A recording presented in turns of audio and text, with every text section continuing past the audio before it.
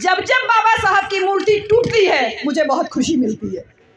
खुशी इसलिए मिलती है कि तुम कितनी बार मूर्तियां तोड़ोगे, हम नई मूर्ति लगा देंगे, लेकिन जिस व्यक्ति ने तुम्हें जीते जी डरा के रखा, मरने के बाद उसकी मूर्ति भी तुमको डराती है और तुम अपने डर पे काबू करने के लिए उसकी मूर्ति तोड़ते हो। करो, लेकिन देखिए मनवादी लोगों को कितना टेंशन है इस उंगली से, इस इशारे से कितना टेंशन है। उंगली इशारा कर रही है संसद पे कब्जा करो, लेकिन लगता है मनवादियों के पिछवाड़े वो उंगली करती रहती है, इसीलिए वो बार बार उनका उंगली तोड़ देते हैं, उनका हाथ तोड़ देते हैं, उनका चश्मा तोड़ देते हैं। जब जब मूर्ति टूटती है तब तब इस बात का गर्व होता है कि तुम केवल मूर्ति तोड़ सकते हो, बाबा साहब के विचारों को कभी तोड़ नहीं पाओगे। मैं सही मायने में बताऊं तो ये जो तथाकथित मनुवादी लोग हैं, इनके पूर्वजों के कलंक को बाबा साहब ने संविधान लिख करके धोया। बाबा साहब कह रहे हैं ये तथाकथित ऊंची जाति के लोग अपना प्रभुत्व बनाए रखने के लिए झूठ बोलते हैं, आपको सामाजिक और शैक्षिक रूप से पीछे रखने के लिए षड्यंत्र करते हैं। देखिए बाबा साहब सामाजिक और शैक्षिक बात कर रहे हैं और बाबा साहब चेतावनी में भी वही बात कर रहे हैं कि आपको सामाजिक और शैक्षिक रूप से पीछे रखने के लिए ये साम दाम दंड भेद की नीति अपनाते हैं और यही रणनीति ये मुसलमानों के साथ में यानी अल्पसंख्यकों के साथ में भी अपनाते हैं कि उनका भी सामाजिक उत्थान और शैक्षिक उत्थान नहीं होना चाहिए। बहन जी, एकलव्य की कहानी तो आपने सुनी, लेकिन आधुनिक एकलव्यों की कहानी, आधुनिक द्रोणाचार्यों की कहानी महात्मा ज्योतिबा फुले ने हमको बताई। उन्होंने कहा कि आपका बच्चा आज पढ़ जाएगा, नौकरी के लिए जाएगा, रिटेन तो क्वालिफाई कर लेगा, लेकिन इंटरव्यू के समय कलम कसाई लोग बैठे हैं। ज्योतिबा फुले वर्ड इस्तेमाल कर रहे हैं, कलम कसाई। आपका बच्चा पढ़ के मेरिट में आ गया, आपका बच्चा रिटेन क्वालिफाई करके पहुंच गया, लेकिन इंटरव्यू में उसको 20 में से 5 नंबर देके उसका मेरिट लो कर दिया जाएगा, उसको कंपटीशन से बाहर कर दिया जाएगा। महात्मा ज्योतिबा फुले कह रहे हैं इन कलम कसाइयों से हमें सावधान रहने की ज़रूरत है। ये कलम कसाई आज भी मौजूद है और बाद में जब बाबा साहब कह रहे हैं तो कह रहे हैं तुमको शिक्षा से वंचित रखने के लिए ये सब प्रयास करेंगे, सभी तरीके का प्रयास करेंगे। और उसके साथ में ये भी कह रहे हैं कि शासक वर्ग अपना प्रभुत्व बनाए रखने के लिए झूठ बोलता है, झूठ पे आधारित इनकी सत्ता है। अगर इनके झूठ का पर्दाफाश कर दीजिए तो इनकी झूठ पे आधारित सत्ता भर भरा के गिर जाएगी। जैसे कि लोगों ने कहा 15-15 लाख आएंगे आपकी जेब में, आपके खाते में। जनता ने खूब झोली भर भर के वोट दिया और उसके बाद थोड़े ही दिन बाद ये पता चला कि 15 लाख तो चुनावी जुमला हुआ करता है और फिर जनता ठगी की ठगी रह गई। लेकिन जब तक जनता चेतती तब तक बहुत देर हो चुकी थी। झूठ पे आधारित सत्ता है इनकी, पूरी तरीके से झूठ पे आधारित। और इसी झूठ का एक मज़ा तो अभी वर्ल्ड कप के फाइनल में आया, जबकि स्टेडियम का नाम तक आपने बदल दिया, लेकिन उसी स्टेडियम ने आप ही का नाम बदल दिया, बढ़िया नाम करके, पनौती नाम दे करके आपको वहाँ से विदा किया। तो ये बाबा साहब कह रहे हैं कि झूठ पे आधारित सत्ता है, इसको आप जितना ओपन करोगे उतना ज़्यादा इनका किला जो है वो भर भरा के गिर जाएगा। और फिर बाबा साहब एक चेतावनी आपकी और हमारे लिए देते हैं, हमारे लिए और आपके लिए देते हैं। क्या कहते हैं? तुम्हारा भला मंदिर या मस्जिद में जाने से नहीं होगा, तुम्हारा भला किसी पत्थर की मूर्ति के आगे माथा टेकने से नहीं होगा, तुम्हारा भला किसी धर्म शास्त्र से भी नहीं होगा, तुम्हारा भला सिर्फ और सिर्फ शिक्षा से होगा। और शिक्षा से होकर के जो रास्ता आगे जाएगा वो तुमको उन्नति की तरफ लेकर के जाएगा। तो बाबा साहब पूरे जीवन जो संघर्ष किया, खुद को शिक्षित किया और फिर उस शिक्षा को बुद्ध के संदेश की तरह हमारे बहुजन समाज में अपने भाइयों की तरफ उसको बढ़ाया, उसको उस मैसेज को आगे दिया कि आप लोग भी अब खुद को भी शिक्षित करिए, अपने बच्चों को भी शिक्षित कीजिए। और जिस तरीके से बुद्ध का धम्म ज्ञान तो मिला बोध गया में, लेकिन उसका प्रचार प्रसार सारनाथ से हुआ, उसी प्रकार बाबा साहब कोलंबिया यूनिवर्सिटी और तमाम विदेशी यूनिवर्सिटी से जो डिग्री लेकर के आए उसको संविधान के माध्यम से आपको और हमको विस्तारित करने का कार्य किया।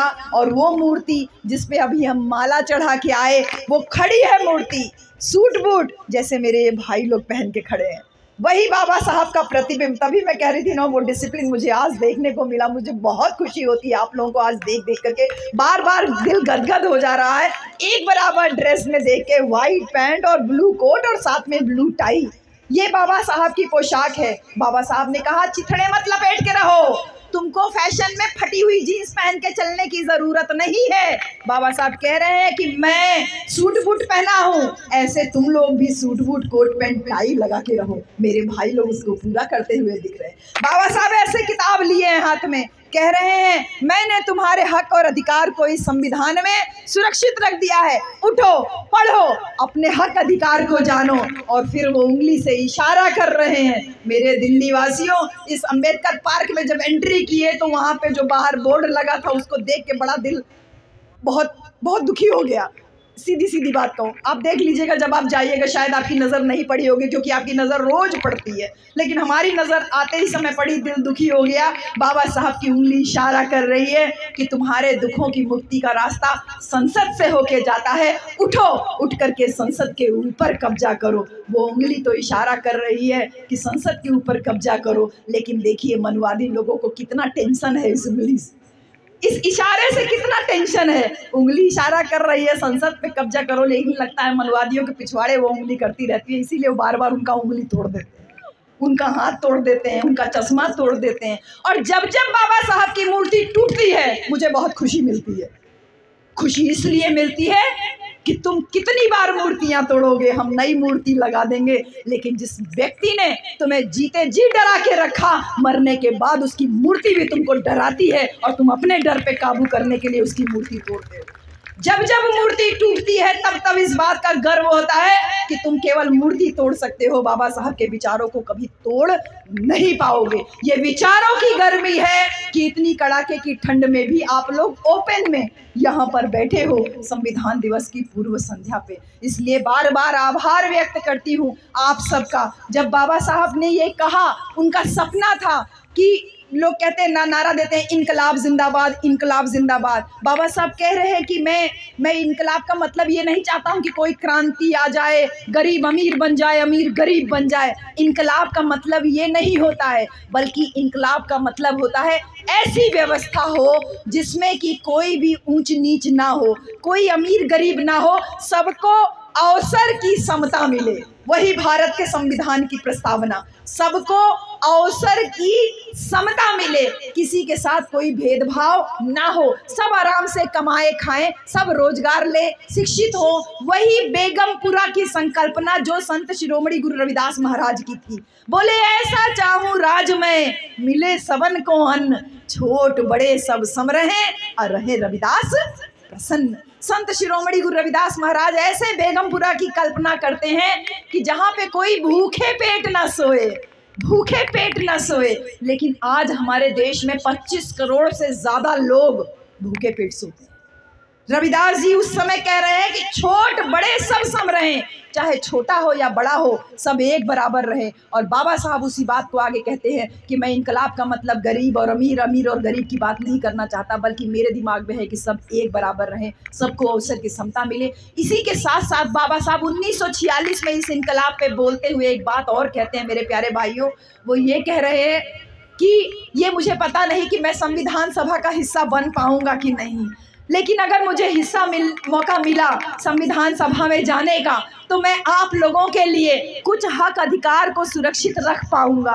लेकिन अगर मुझे ऐसा मौका नहीं मिलता है, देखिए बाबा साहब इस बात के लिए तैयार भी थे मानसिक रूप से कि हो सकता है उनको संविधान सभा में जाने से रोका जाए, ना पहुंचने दिया जाए। कानून का इतना बड़ा ज्ञाता होने के बावजूद उनको इस बात का भय था कि शायद उनको ना जाने दिया जाए। तो बाबा साहब खुद कहते हैं, अगर मुझे संविधान सभा में नहीं जाने दिया गया तो मैं पूरे भारत देश में अहिंसक और लोकतंत्रात्मक एक आंदोलन शुरू करूंगा, छेड़ूंगा, जिससे भारत का प्रत्येक वंचित वर्ग जो है वो अपने हक अधिकारों को जाने और जान करके अपने हक अधिकारों के लिए लड़ाई लड़े, जिससे कि जो भी संविधान में बातें हों वो उनके हक अधिकारों की भी बातें हों। कितना बड़ा सपना बाबा साहब का था, और जो मन में शंका थी वो शंका 100% साबित हुई जब लोगों ने बाबा साहब को चैलेंज किया, डॉक्टर अंबेडकर तुम्हारे लिए संविधान सभा की खिड़की दरवाजे तो क्या रोशनदान तक बंद है। बहन जी, बहुत ठंड लग रही है, आपको भी लग रही है, हमको भी लग रही है, आयोजकों को भी लग रही है, लेकिन ये बड़े बड़े अधिकारी लोग, इन्हें क्या ज़रूरत थी ये संगठन बनाने की? आराम से रिटायर हो करके नाती पोता खिलाते, अच्छी पेंशन पा रहे हैं, अच्छे से बड़े मकान में रहते। इन्हें क्या ज़रूरत थी हमारे जैसे लोगों के लिए यहाँ पे इतना शानदार मंच लगाने की, इतना शानदार कारपेट, और ये जो स्टेज गायकों के लिए लगा था वो हमारे मन से भी ज़्यादा खूबसूरत आपने लगवाया। क्या ज़रूरत थी इनको? इन्होंने उस बीड़े को उठाया क्योंकि जो बाबा साहब का भय था कि संविधान सभा की खिड़की दरवाजे तो क्या रोशनदान तक बंद हैं, इन्होंने कहा जब बाबा साहब ने हमारे लिए रोशनदान खोले, खिड़की दरवाजे खोले, सब दरवाजे खोल दिए, तो क्या हम इतना काम नहीं कर सकते?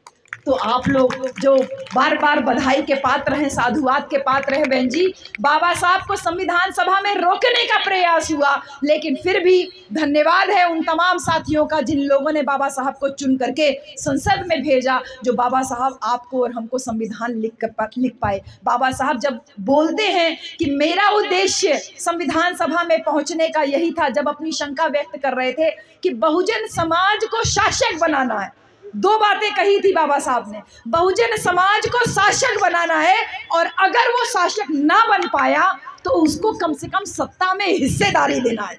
कितनी बड़ी बात है, या तो शासक बनाना है, और अगर शासक ना बन पाए तो कम से कम सत्ता में आप अपनी हिस्सेदारी सुनिश्चित करो, इस लायक आपको बनाना है। ये बाबा साहब का 1946 में शंका थी, सपना था, और इस सपने को जब संविधान लिखा तो उन्होंने उसको पूरा किया। और यहाँ तक कि तमाम साथी बोल रहे थे 3500 सालों की गुलामी, कलंक धोया, ये किया।